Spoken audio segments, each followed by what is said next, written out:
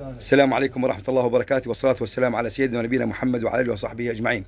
يا جماعة في ناس، بعض الناس قاعدين ضمن المملكة العربية السعودية، ويعني يا جماعة طبعا شبيحة مع النظام، هم يعني يعتبرون بشار الأسد إلههم وربهم يعني وقائدهم كل شيء يعني.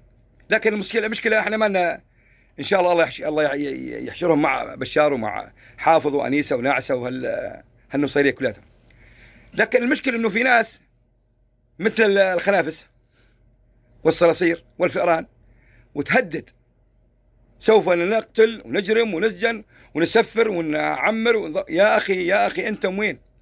ولك يا بني آدم، يا مغفل، يا حمار، يا بهيمة، يا نجس، أنت تهدد الأحرار، تهدد الأحرار الشرفاء ورجال الصادقين.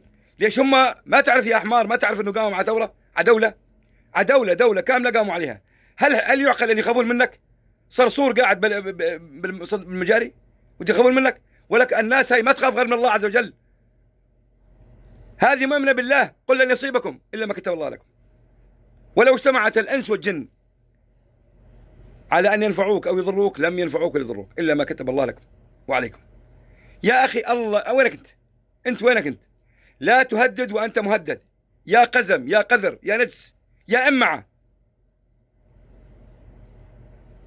ولا تفكر أيامك أنت، يعني أنت لا تفكر حالك أنك فرحان بهالشغلة الكبيرة وأنك مع بشار ومع النصيرية ومع الكذا. هذا أنت والله مع إيران ومع حزب الله ومع هالناس، والله العظيم إنك معك وغبي حمار ما تفهم. والله كن مع الله ولا تبالي، نحن مع الله عز وجل، والله ما نخاف. والله أنت وكل من يشدع يدك والله ما يحرك شعره بجرنا.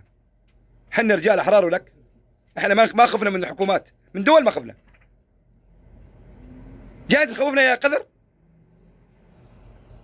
الأيام بسيطة والأيام دول والأيام متداولة، والدنيا كلها يا إمعة ما تسوى عند الله جناح بعوضة.